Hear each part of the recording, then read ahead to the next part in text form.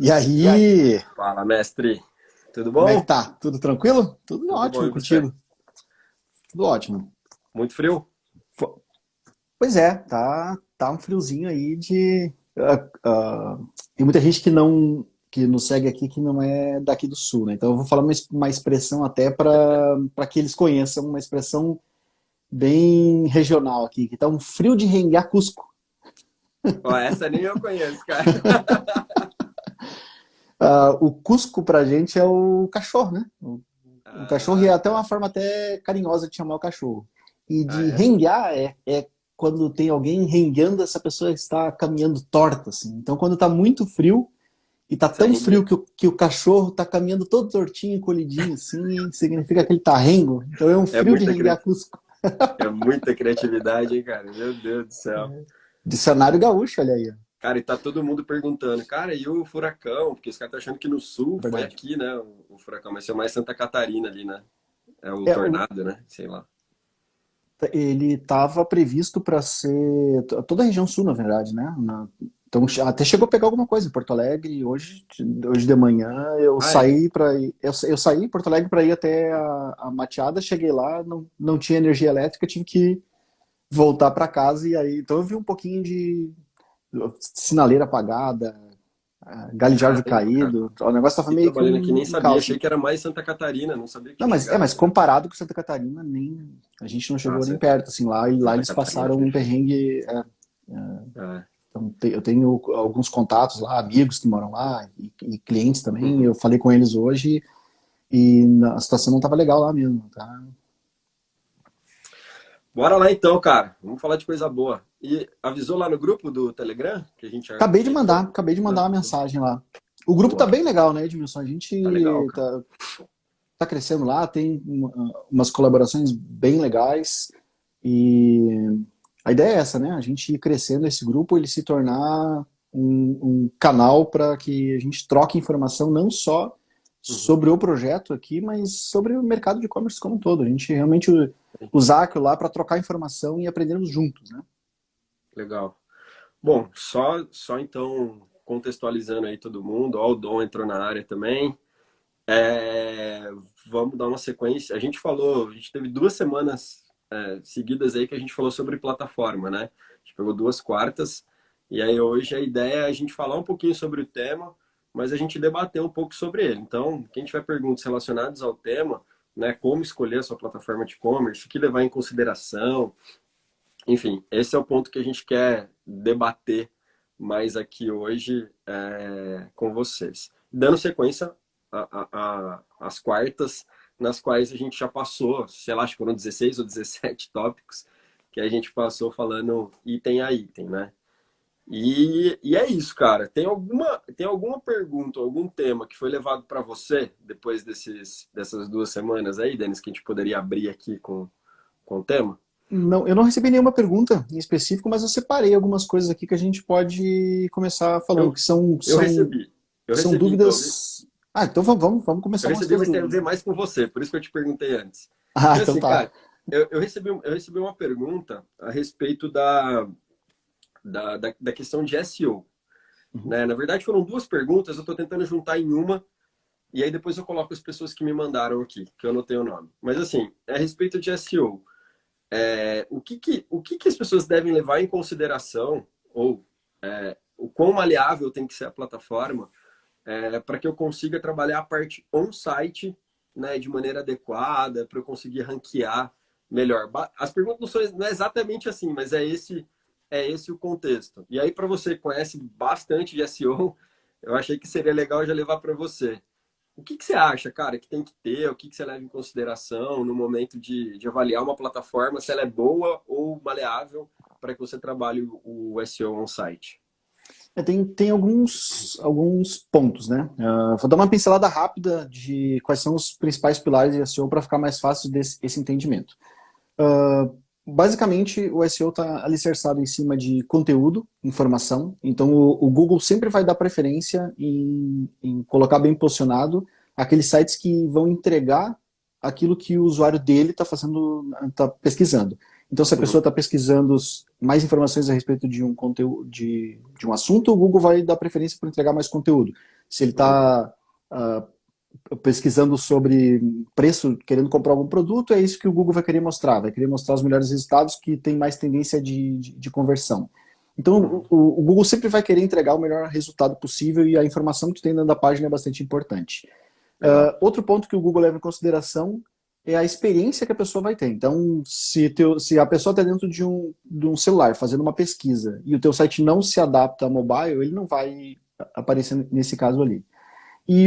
E também o Google está sempre querendo mostrar os resultados que são mais conhecidos, né? Aqueles que são mais certeiros. Não tem por que ele mostrar um site que ele ainda não conhece, que não tem muito relacionamento, que ele não sabe o quanto que é confiável aquele site.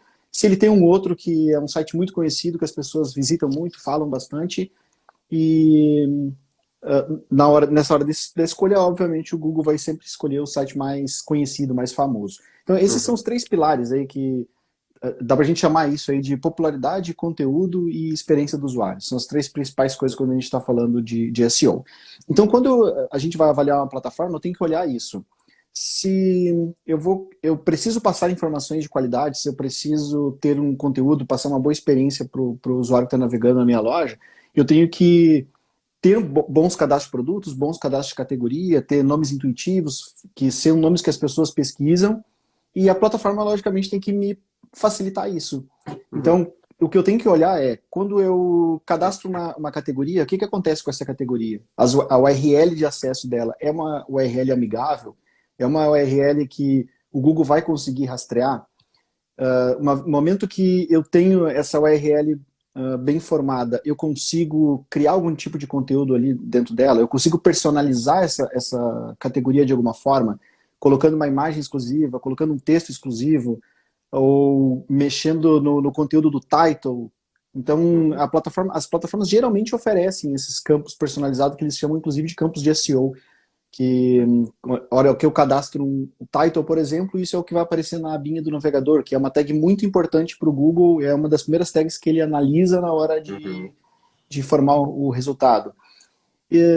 Essas são algumas coisas a ver com conteúdo. Quando a gente está falando da experiência do usuário, eu tenho que cuidar disso. A plataforma ela tem uma versão mobile, essa versão mobile ela é realmente completa, a experiência do usuário, ele vai conseguir fazer todo o processo de compra usando somente a versão mobile, porque eu já vi muita loja onde navegar pelos produtos até funciona. Agora, no momento que tu vai colocar no carrinho e fazer teu cadastro é ruim, a usabilidade não é legal, muitas vezes ele trava, ou ele pede para instalar eu já passei por isso. Chegou na hora do pagamento, ele disse que não reconhecia, tente usar um navegador mais recente, daí me recomendou a instalação do Google Chrome, porque ele não reconhecia, e eu estava no Google Chrome Mobile, ele não reconhecia o navegador do celular como um navegador válido para o meio de pagamento.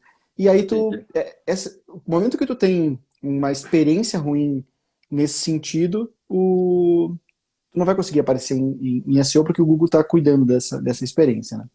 Então, basicamente, o que a gente tem que cuidar na plataforma são essas 2 coisas. O quanto ela é amigável, o quanto ela é fácil de usar e coisas do tipo, uma coisa que tu falou, né, na live lá sobre o tempo de resposta do servidor, testar esse site no PinDoTools, testar ele naquele, esqueci o nome da ferramenta do Google lá de Test My Site, eu acho que onde ele fala mas tem uma versão, mas tem uma versão avançada do PageSpeed onde ele fala até um pouquinho sobre usabilidade, eu acho que é Test My Site, se não me engano. Ele dá algumas informações de tempo de carregamento que vem do PageSpeed, mas ele ainda fala um pouquinho sobre usabilidade, tamanho de texto e outras coisas assim.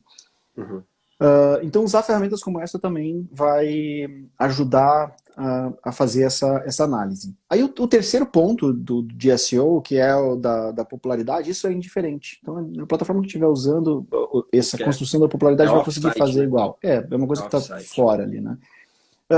Existem algumas ferramentas como a WooRank, WOORANK, que é uma das inúmeras ferramentas que existem que fazem uma espécie de uma análise automatizada de um site qualquer, né? Não precisa necessariamente ser uma plataforma.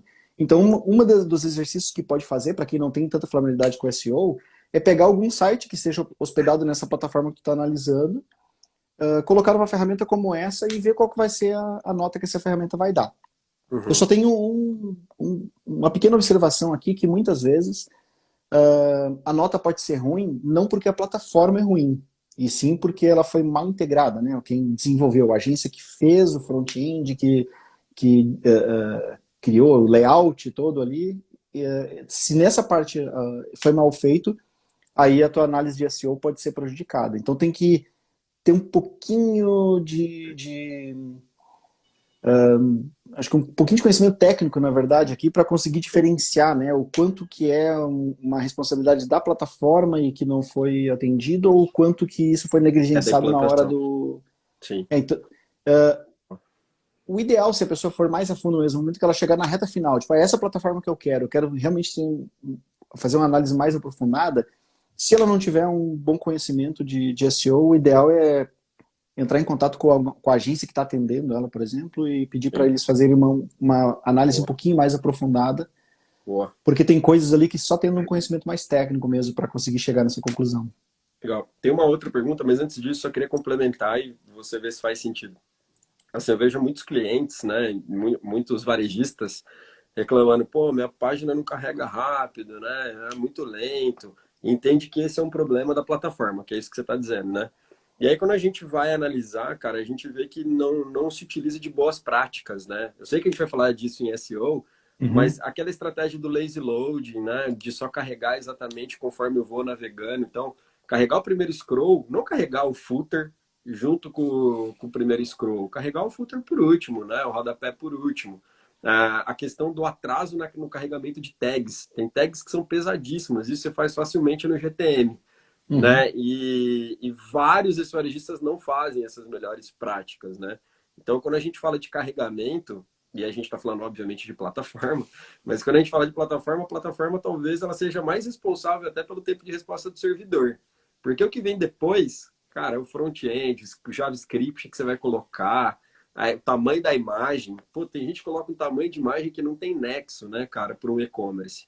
Então, Uhum. enfim, só estou complementando os seus pontos, porque normalmente essa dúvida aparece, né? Ah, cara, essa plataforma ela não carrega rápido. Cara, mas a hora que você vai ver, não tem nada a ver com a plataforma. Tem outro site que está na mesma plataforma e carrega super rápido. Sim. Mas o dele não carrega, né? Exatamente porque não se utiliza dessas boas práticas aí. O ideal na hora de fazer análise é pegar mais de um, né? Pegar vários sites de Uhum. segmentos diferentes e tentar fazer uma média entre eles. Exato. E a outra pergunta, Denis, que veio para mim é a respeito do mobile, da versão mobile e o site responsivo, né? Uhum. Quais são os ganhos? E aí tá relacionado a SEO, tá? Por isso que eu falei que eram duas perguntas. O quanto que um é melhor do que o outro sobre a perspectiva de SEO. Porque na hora que eu vou Uhum. escolher uma plataforma, tem plataformas que dizem, cara, não, você não tem a possibilidade de de programar num CSS responsivo. Você vai ter um ambiente para mobile e vai ter um ambiente para desktop. E Sim. tem plataformas que dizem, cara, se você quiser implementar em CSS responsivo, você coloca, né?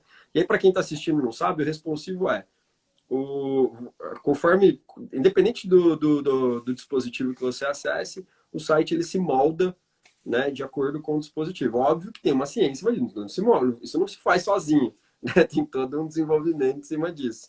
E aí, essa é a pergunta para você, assim, faz diferença o fato de eu ter um ambiente mobile e ter um ambiente único, um ambiente mobile e um desktop, ou um ambiente único que seja responsivo. Isso faz diferença para ranqueamento em SEO? Se os dois forem bem feitos, não vai fazer diferença.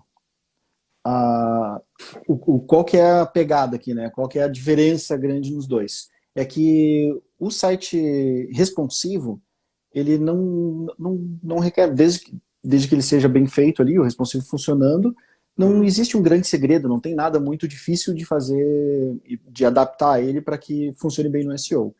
Já o site, o adaptativo, né, o M ponto, ele é muito difícil de configurar. E aí, existir um erro aí é muito comum.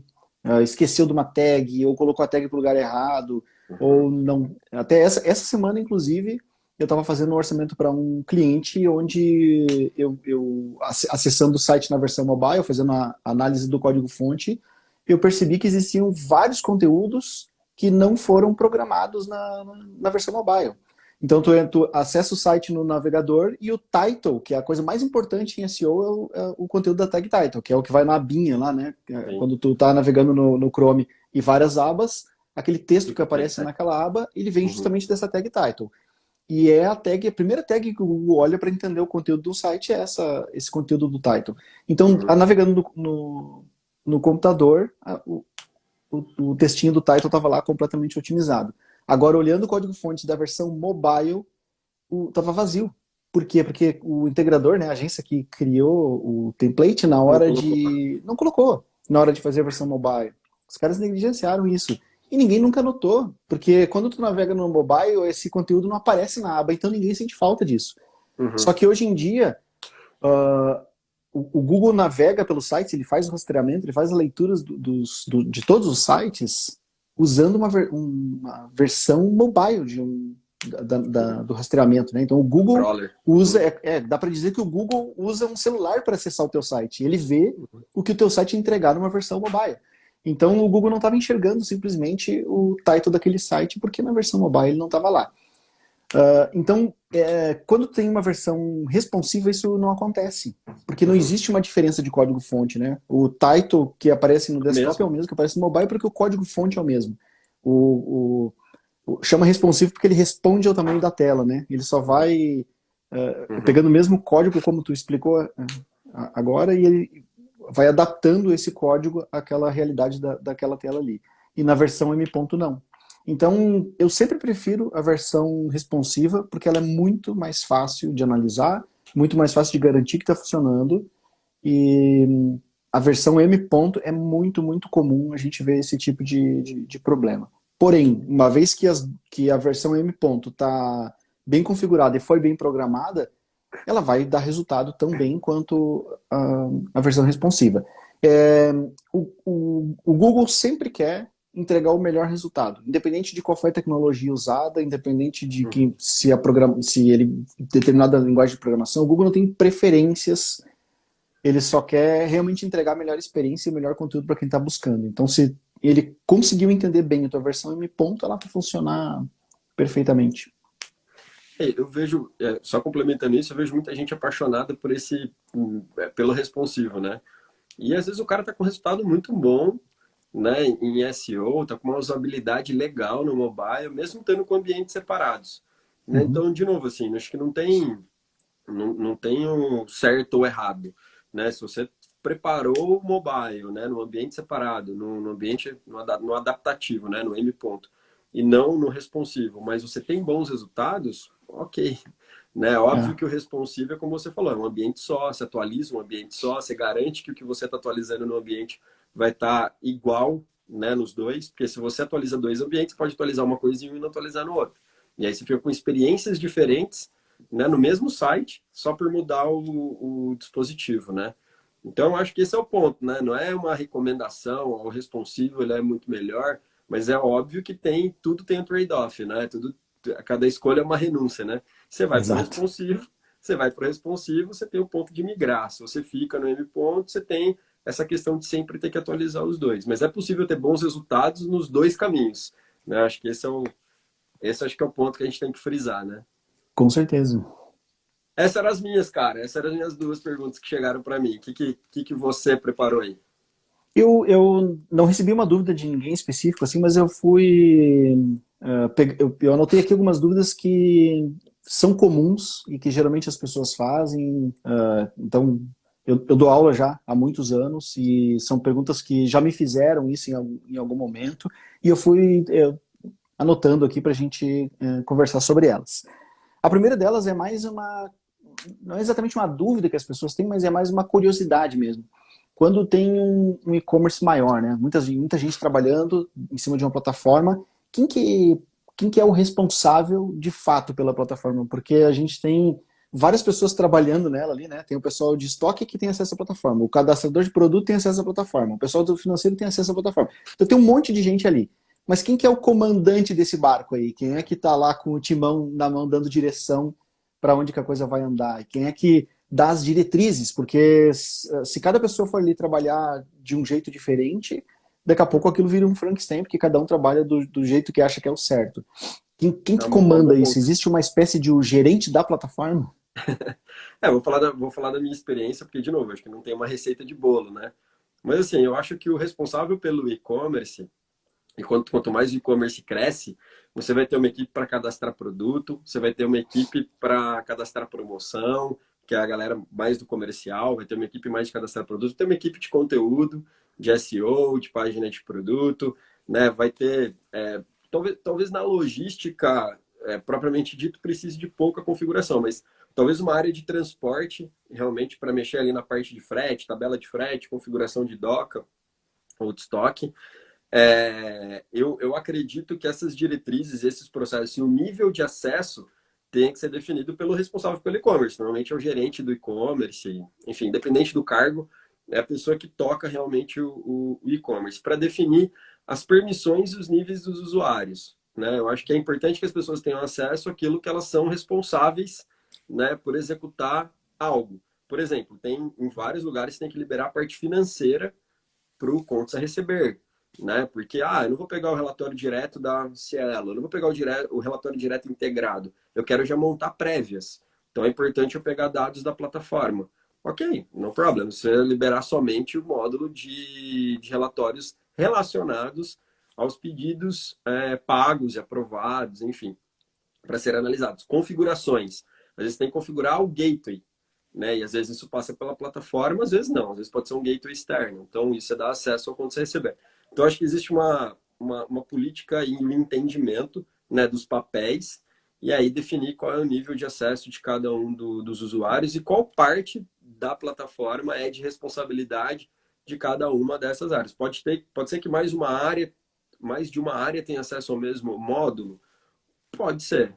Pode ser que tenha, por exemplo, o cadastramento de produto e a parte, por exemplo, de SEO, que pode ser feita depois, apesar que a gente defende, né, Denis, você mais do que eu. Quem cadastra produto tem que ser especialista em SEO, né? Eu acho que começa ali o processo.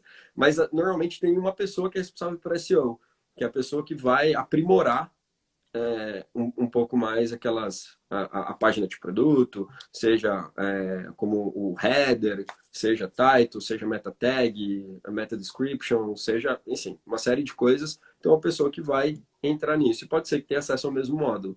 Então, eu acho que essa governança, ela tem que ser definida para que não gere realmente um problema, né, de retrabalho, de uma pessoa fazer algo e a outra alterar aquilo que foi feito, mas também não vejo um grande problema nisso, não. Eu acho que normalmente nas minhas experiências esse orquestramento assim do time é bem tranquilo de se fazer, mas é importante ter essa visão mais holística, né?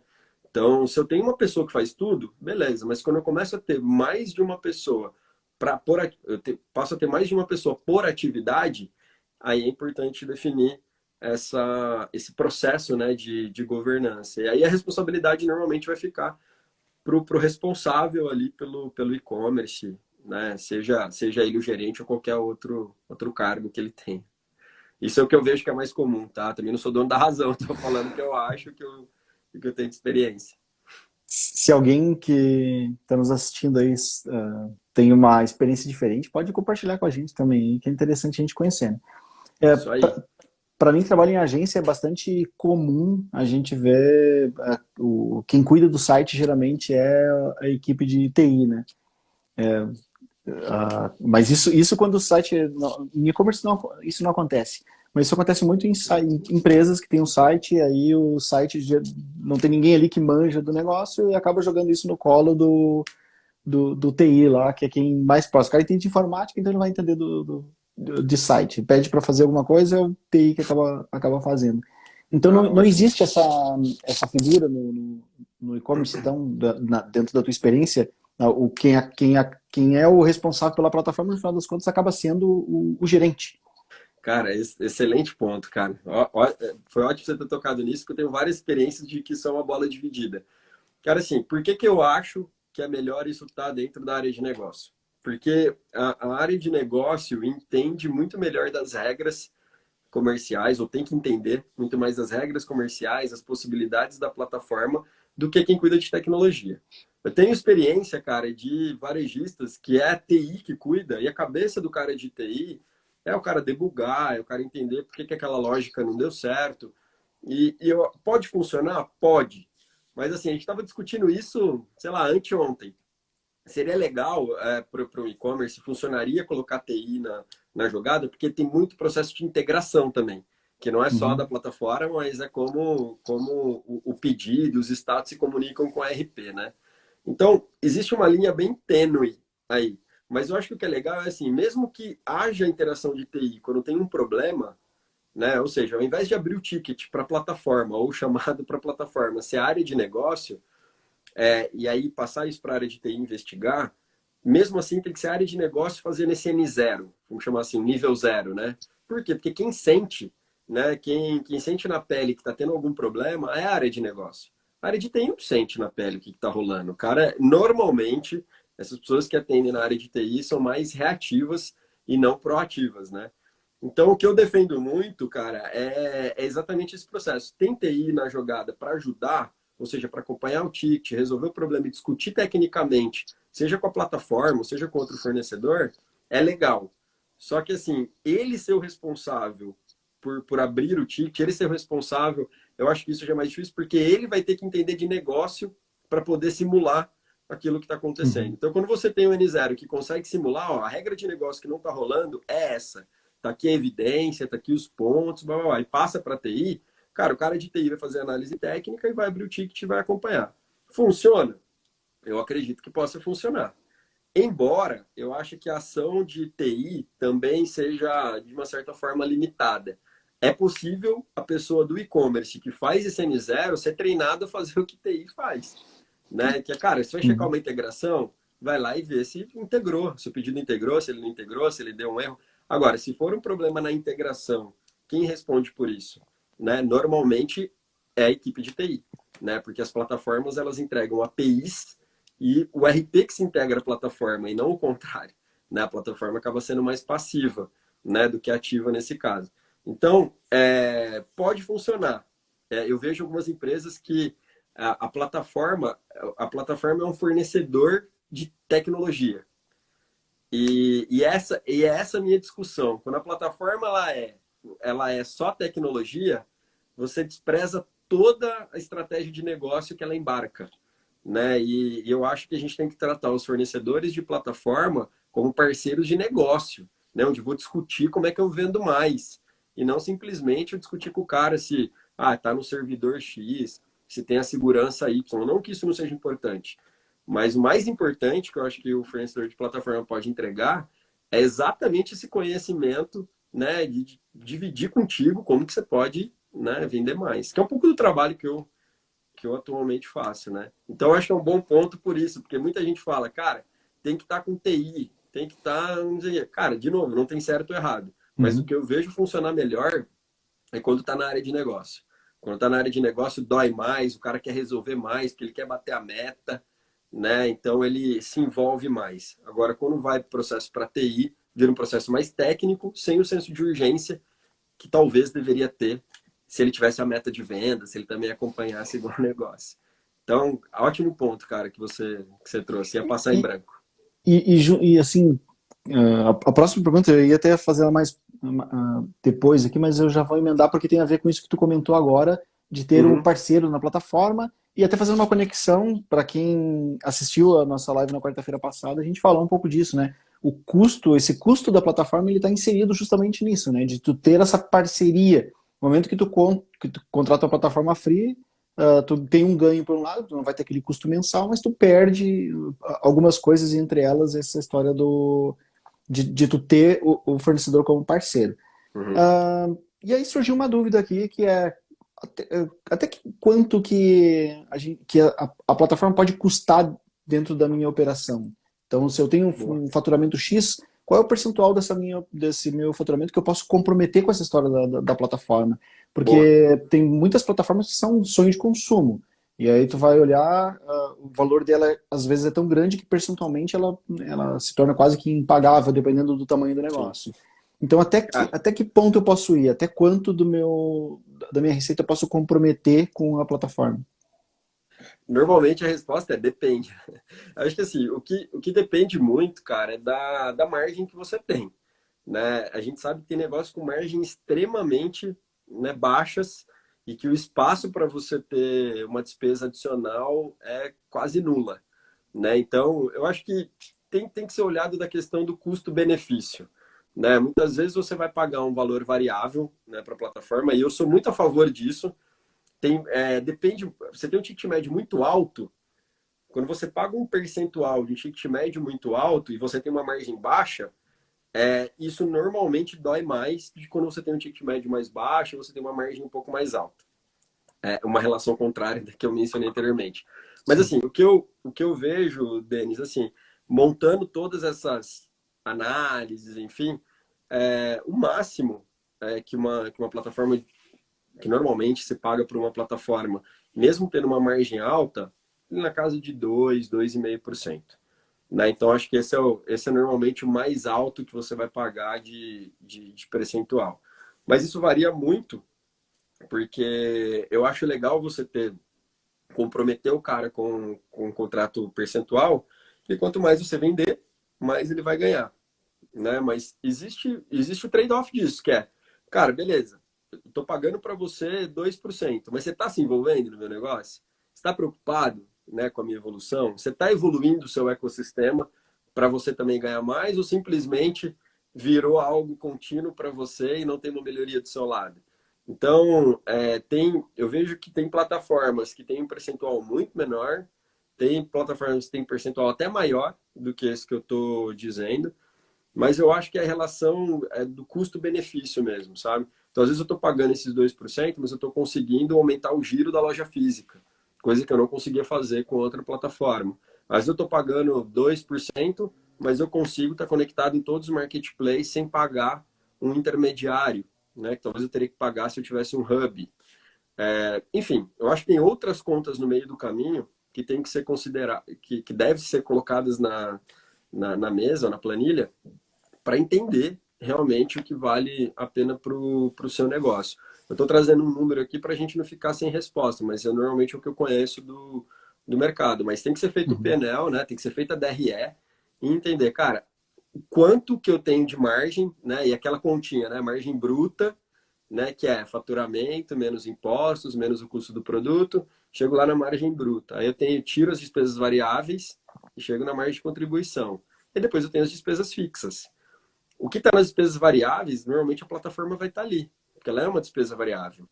Né? E aí eu preciso entender, a margem de contribuição é o quanto eu tenho, o quanto eu posso ter de despesa fixa para ter capacidade, o quanto que eu tenho de capacidade para pagar a minha despesa fixa para ver se eu vou ter lucro ou não. Né? Uhum. Então, se eu tenho 100 reais, se eu tenho 100 mil de custo fixo e tenho 100 mil de margem bruta, eu vou ter lucro zero. Né? Então, eu preciso olhar cada vez mais se essa minha despesa variável, quanto mais eu vendo, mais ela vai me custar, mas o quanto eu vender a mais dilui as minhas despesas fixas, porque daí no final isso vai aumentar o meu lucro. Então, enfim, fiz todo esse discurso para dizer que, Mas dá para a gente usar então como base 2,5% estourando aí, e porque a pessoa precisa olhar todo esse cenário. Porque às vezes é uma ilusão, né? Tu acha que tá poupando, mas se tu for colocar tudo na ponta do lápis, acaba saindo até mais caro. exatamente, E, e se tu for pensar, às vezes pode ser até. Porque a plataforma, eu estou raciocinando aqui. A plataforma vai te cobrar percentual. Agora, se tu tem uma outra plataforma que não te cobra percentual, mas ela também não entrega 100% do que tu precisa e tu tem que contratar outro serviço, como né, uma análise de segurança, uma consultoria para te ajudar e tal, provavelmente esses outros não serão percentuais, né? Vai te cobrar um valor fixo. Então, se tu está começando, talvez pagar individualmente isso acaba se tornando até mais caro no final das contas, não? exato, e não se compromete com o seu resultado, né? Eu acho que tem esse outro Uhum. lado que é bem importante. Normalmente eu ouço as pessoas falarem, pô, mas eu vou para uma plataforma open source que eu pago um valor fixo por mês, cara, e quanto eu vender, eu vou continuar pagando aquele valor. né? E é uma visão, tá certo? Não é Uhum, uma visão que tá errada. Mas assim, não existe compromisso, né, desse uhum, fornecedor com o seu resultado. Então, assim, vamos citar agora o exemplo da pandemia. Quando você cai o resultado e você paga variável, você também vai pagar menos, né?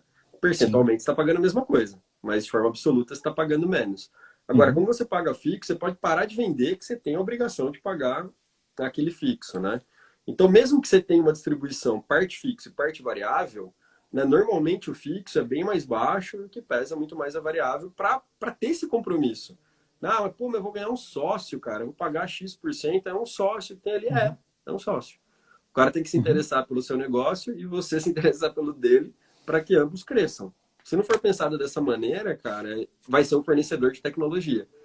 E aí eu não acho que vai ter esse jogo Acho não, eu tenho certeza que não vai ter esse jogo de compromisso. Né? Cara, vamos evoluir do seu lado, que eu evoluo do meu lado, você ganha mais dinheiro, eu ganho mais dinheiro. É um jeito de fazer, não está errado, como tu mesmo falou, o errado é não considerar essas variáveis, né? Então é isso que a Exato. gente está. Eu quis insistir nesse assunto muito mais para que a pessoa veja que ela precisa prestar atenção nisso e não dá para se iludir, né? Não dá para ter essa Uhum. ilusão. Então entrar usando um software como o Magento, por exemplo, com a ilusão de que vai economizar e no final das contas não vai. Então o erro está aí, o erro está em não considerar essas variáveis. Agora, se a pessoa colocou na ponta do lápis e chegou à conclusão que mesmo assim vale a pena usar o Magento lá, mesmo cobrindo todos esses pontos aí, tá Isso certo. aí. Eu sou apaixonado por Magento. Assim, as minhas melhores experiências de SEO, trabalhando com SEO para e-commerce, foram em plataforma Magento. Sim. Gosto muito, em momento nenhum eu estou falando mal do Magento aqui, é só chamando atenção justamente para esse ponto que a pessoa precisa colocar Sim. tudo na ponta do lápis para não achar que está economizando, sendo que na verdade está tendo um prejuízo ainda. Exato. Há um tempo atrás a discussão era plataforma própria ou uma plataforma SaaS, Uhum. né? Software as a Service, né? Que cara, se você faz dentro de casa, você tem a despesa tu vai ter despesa, né, de infraestrutura, vai ter a despesa de desenvolver, vai ter a despesa de manter, e não é o core da Mas empresa, tirando né? fora os grandes e-commerces, ainda existe isso das pessoas Muito. desenvolverem internamente? Agora muito pouco, agora muito pouco, mas no passado tinha bastante, né? Existia muito essa discussão, há 3, 4 anos atrás existia essa discussão, cara, porra, não é barato eu contratar um cara, ele vir aqui desenvolver exatamente o que eu quero, né? Uhum. Só que, além de você ficar ilimitado ao seu negócio, né? Ou seja, o produto não evolui se você não demandar a evolução, acaba que não é a sua especialidade. Né? Você acaba trazendo para dentro de casa algo que não é a sua especialidade. A especialidade é comprar, vender, entregar, e você está lá tendo que falar de metodologia ágil, né, de projeto, de desenvolvedor, como é que contrata desenvolvedor, como é que dá feedback para desenvolvedor, como que mede produtividade de vendedor. Então, de vendedor não, desculpa, de desenvolvedor. De vendedor faz parte do quadro, mas de desenvolvedor. Eu acho que esse é o ponto que precisa ser levado em consideração, né? Mas hoje em dia pouquíssimas plataformas são próprias, né? Assim, lembrando de cabeça, Magazine Luiza, B2W, Via Varejo, são os grandes, né, cara? A Natura, por Que é a exemplo. galera que tem bala na agulha para ter uma equipe gigante para. Exato. Porque o cara vê aquilo, ele fala, cara, eu vejo isso como um diferencial competitivo. E eu vou Uhum. criar uma área de tecnologia que vai andar independente da empresa. Tudo bem. É, Ainda assim, e desenvolver internamente o que a gente está falando é realmente desenvolver do zero, não instalar um WordPress não. com WooCommerce, por exemplo. Né? Isso é comum, a gente vê bastante. Sim, Mas desenvolver do zero mesmo, né? O sistema. isso E aí. uma outra pergunta aqui, aí é uma dúvida até pessoal, tá? Eu tenho essa dúvida aqui. As diferenças entre uma plataforma B2B e uma plataforma B2C. Ah, O legal. que considerar, o que eu preciso avaliar, o que uma Show. tem que ter que a outra não precisa e vice-versa. Cara, baita pergunta. Cara, assim, o que que eu. Existem grandes diferenças, embora pareça sutil, assim. Cara, a plataforma ela vai ter a mesma base, né, de catálogo, de experiência, de produtos no carrinho, de checkout, vai ter o mesmo processo. Só que uma plataforma B2B, primeiro que normalmente uma plataforma B2B é uma plataforma logada. né? Uma plataforma fechada. Então você não libera o acesso para todo mundo, você tem um acesso logado. Nesse acesso logado, você consegue carregar. O primeiro ponto no B2B é a questão tributária, né? Então, quando você compra de pessoa física, você compra de uma empresa, a responsabilidade toda fiscal, ela tá do lado da empresa, né? Então, lógico que está embutido no preço, mas ela está do lado da empresa, de pagar o ICMS, recolher PIS e COFINS, etc. Quando você é uma empresa, você é responsável, né, na compra por esses tributos. Então, o que acontece é que se você comprar de um determinado lugar, você paga menos tributo, né? E aí você pode ter um frete maior ou menor. Então tem esse arranjo, né, tributário, fiscal no Uhum. Brasil, essa guerra fiscal que tem entre os estados só tornou mais complexo ainda, né, esse ecossistema. Então você tem o ICMS, você tem substituição tributária, você tem a diferença de alíquota quando você vende de forma interestadual. Então é um processo complexo. E aí você precisa dar essas opções. Então, normalmente o que tem numa plataforma B2B é assim, cara, você tem esse preço se você comprar desse lugar, você tem esse preço se você comprar desse, você tem esse preço se você comprar desse. E aí você tem o frete e você escolhe o que é melhor para você. E por que tem essa escolha também? Porque muitas vezes você pode ser credor em algum estado do governo. Então, se você é credor, mesmo sendo um pouco mais caro, vale a pena você comprar daquele estado, porque você abate o crédito que você tem com o governo, né? E aí você, porque senão o dinheiro ele nunca volta, né? Então, Uhum. muitas vezes é mais caro, mas é melhor eu comprar por lá porque eu já tenho crédito. Então, em algum momento eu já paguei esse imposto e teria que ser devolvido, mas eu tenho mais crédito do que débito, então isso fica para o governo. Isso normalmente acontece quando eu vendo mais para fora do estado do que para dentro, né? E aí, Uhum. eu acho que esse é essa é a primeira mudança. E o segundo é que você compra sempre no B2B, você vai comprar múltiplos, né? Normalmente é que ela venda mais no atacado do que no varejo. Então, a maneira de você colocar no carrinho, que você coloca um produto no carrinho, não tem muito sentido, né? E aí você tem que ter a possibilidade de colocar, quero comprar 50 desse cara. Então, normalmente as plataformas têm para você digitar a quantidade, para você subir na setinha. Então, você muda um pouco a usabilidade, porque não é uma pessoa física comprando, normalmente vai comprar um item, dois itens ou três itens. E muda também as promoções, né? Então, se você comprar, sei lá, cinco, vamos supor que seja cerveja, cinco Uhum. packs de 24 é um valor, né? Se você comprar um pack só, é outro valor. Então você começa a aplicar promoções, conforme o cara vai comprando mais, ele vai tendo mais desconto, né? Em maior quantidade, ele vai tendo mais desconto. Até o Edu pode ser convidado para falar sobre isso depois, né? O Eu Edu é acho que é isso, expert, assim. né, em plataforma B2B, né? Eu acho que esses são os principais pontos. E aí, óbvio que tem uma gestão disso, assim.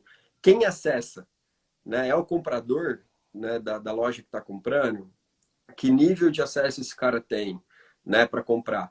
E o que é mais legal é que, assim, como é logado, você consegue definir uma base de uma política comercial, uma base de preço para cada cliente.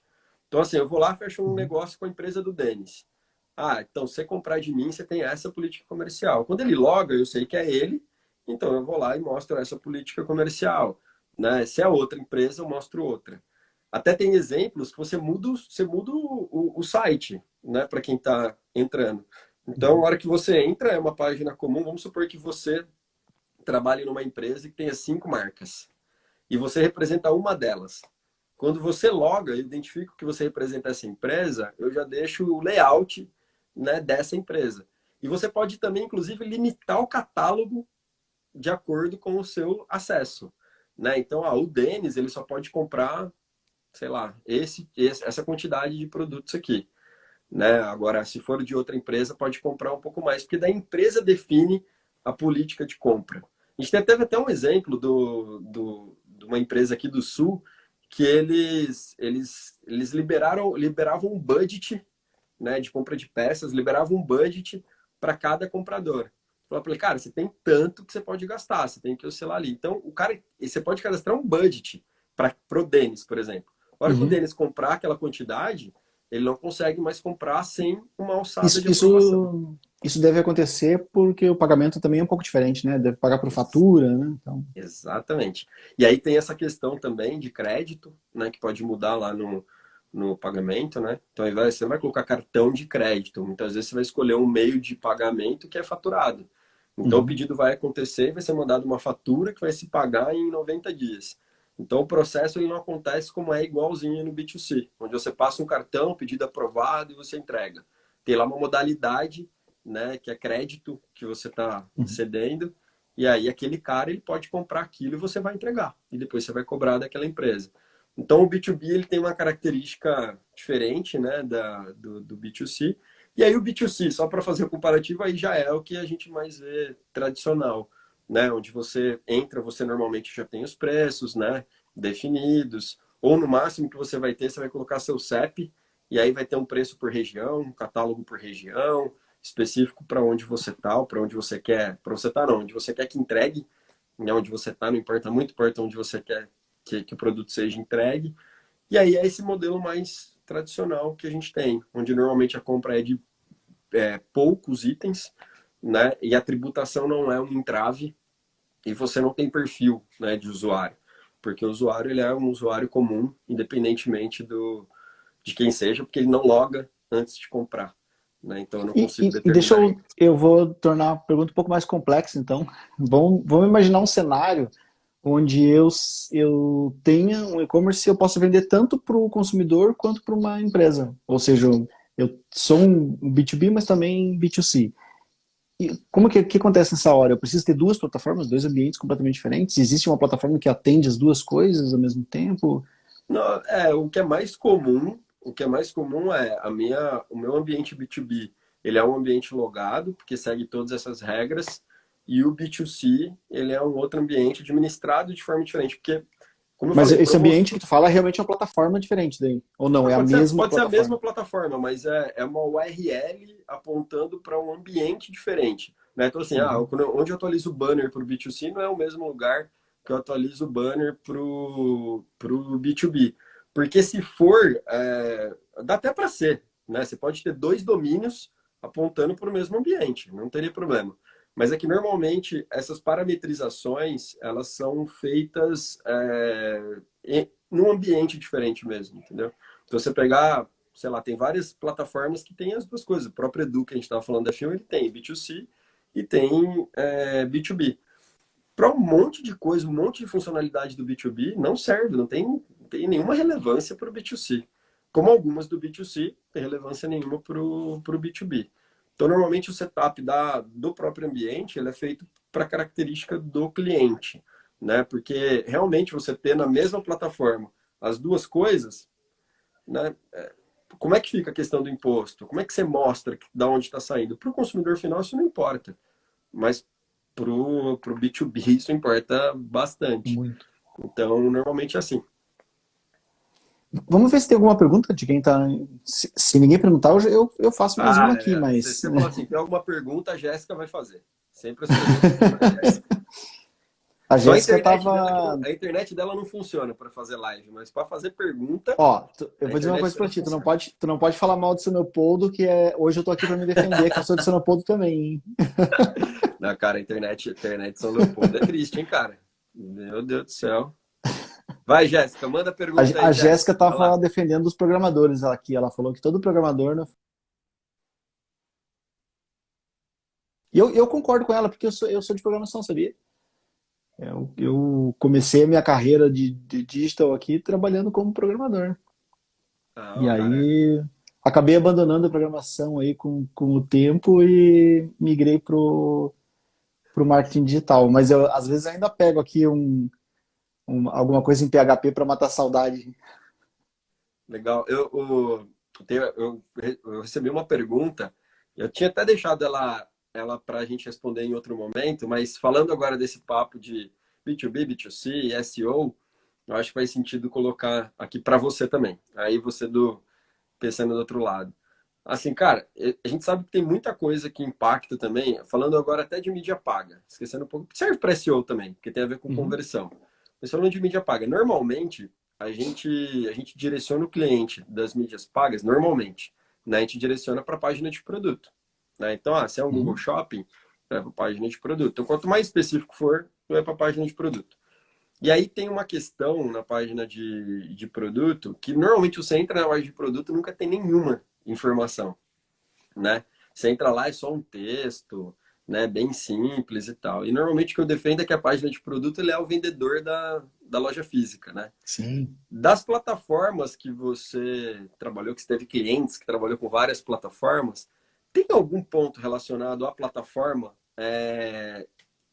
que influencia nisso? Tipo, essa plataforma ela tem a possibilidade de fazer algo que essa não tem, que eu consigo, não só para SEO, mas também para converter em mídia paga, eu consigo deixar mais claro, é mais maleável. Tem alguma coisa de página de produto que influencia na minha decisão na hora de escolher também a minha plataforma? Principalmente a forma com que as descrições são feitas ali dentro da plataforma, né? Tem plataforma que não permite fazer nenhum tipo de customização. Então eu vou lá e coloco uma imagem, eu quero customizar um texto, colocar ele com tamanho diferente ou uma cor diferente, eu quero dar destaque, fazer alinhamento, e a plataforma simplesmente não permite esse tipo de coisa. Geralmente, nesses casos, onde a gente tem maior dificuldade para criar uma boa experiência de conteúdo dentro de uma página de produto, né? Uhum, Aí tem coisas defaults que precisam, né, fazer parte dessa página. Então, deixar cadastrar vídeo para um produto, deixar cadastrar mais de uma imagem, poder dar zoom na imagem é uma coisa que se usa muito hoje em dia e geralmente as pessoas querem ver um pouco mais de detalhe, principalmente se ela está comprando um produto que ela não conhece ainda, poder observar mais o acabamento, ou algum detalhezinho mesmo. Então, quanto mais informações diferentes a gente puder cadastrar na página de produto, melhor. Mas eu acho que o que pega mesmo aqui é aquele campo principal de descrição. Então, as plataformas que eu gosto mais de trabalhar são aquelas que permitem não só customizar, onde eu posso colocar imagem, posso colocar vídeo, posso colocar textos, posso uhum, fazer alinhamentos diferentes e até colocar textos em lugares diferentes. Porque normalmente a estrutura de uma página a gente tem foto de um lado, o título lá em cima em destaque, uhum, precinho, meio de pagamento, e aí um pouco mais abaixo tu já tem os produtos relacionados.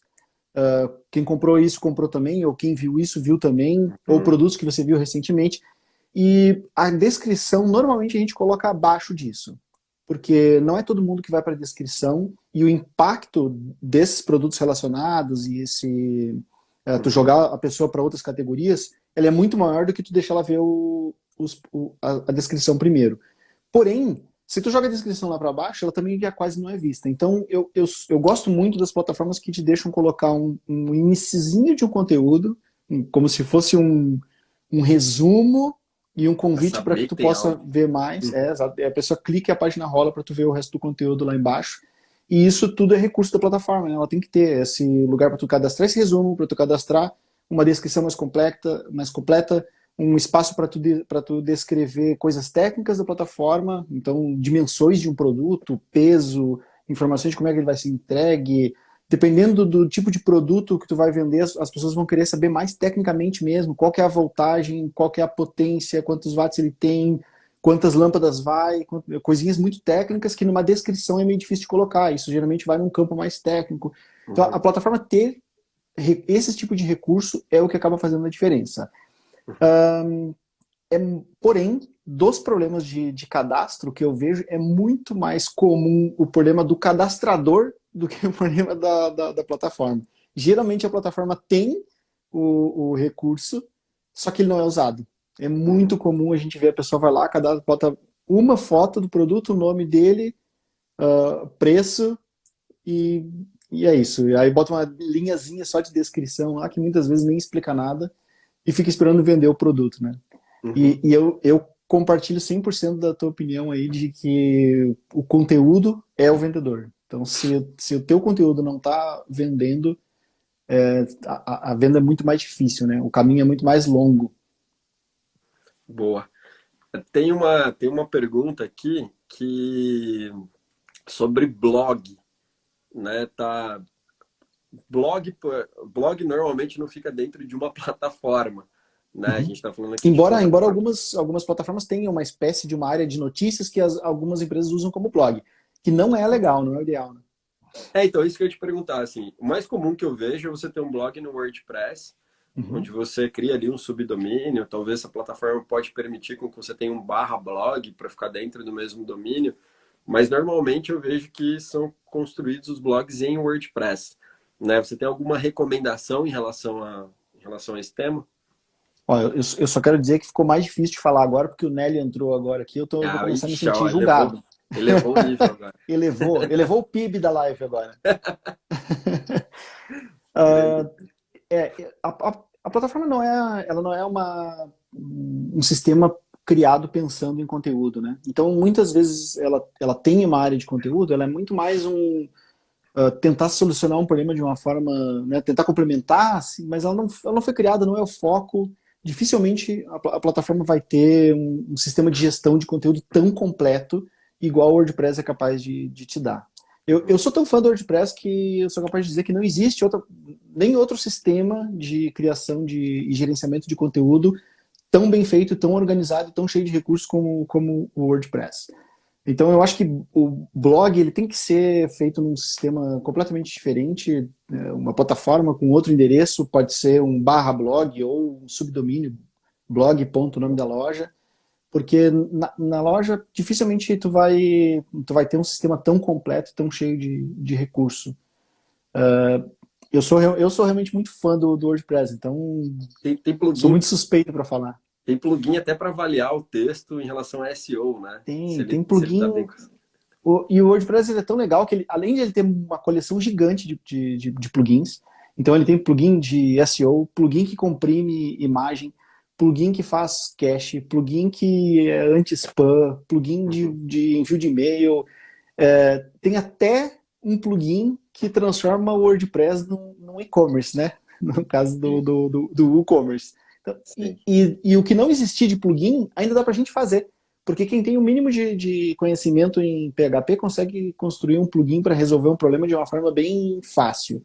Uhum. Então, se tu tiver um problema que tu queira resolver com o WordPress, que já não existia essa solução, que eu acho muito difícil, porque existem milhares de plugins, mas se porventura não existir uma solução pronta, facilmente tu consegue contratar um programador para desenvolver isso para ti, e tu vai encontrar programador PHP é o que mais tem.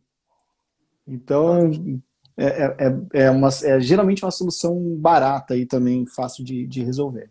Show. Denis, 1 minuto e 28 nesse momento o Instagram tá mostrando para mim. Olha Ontem eu aí. tava falando com a Bianca. Acho que foi ontem, tava falando com a Passou Bianca. rápido hoje, né? Meu, tava faltando 40 segundos, o Instagram encerrou. Então, pra gente não correr Olha esse só. risco, acho que vale a gente fazer as coisas. Passou super Melhor rápido, não. cara. Passou super rápido. O papo foi muito bom mesmo, cara.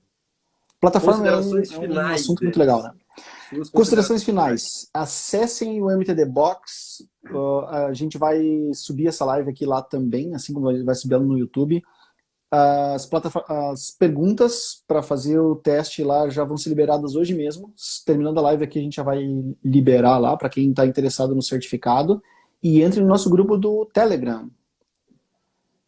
O link Boa. vai estar tá na minha bio, se não me engano. Se não tiver, Tá eu na minha- ponho lá na bio daqui a pouquinho. Acho que tá na minha também. Ou do Telegram do MTD Box. Mas beleza. Perfeito. Ótimo. Então, assim, a gente está divulgando no Telegram. A gente tem as lives toda quarta às 8. Então, reserve toda quarta às 8 vai ter conteúdo, seja no Instagram, seja no YouTube. Agora a gente está fazendo YouTube e Facebook, né? E a gente tem o lance do certificado, que quem acompanhar, né, a gente até o final dessa trilha, no final vai ter o certificado. Últimos Perfeito, 10 valeu. segundos, Denis. É isso aí. Obrigado, Um velho. beijo para minha mãe, Obrigado. outro pro meu pai e outro para você. Ó, a Jéssica colocou até o link do MTD Box aí. Olha Falou. aí. Valeu. Valeu, até Abraço. mais.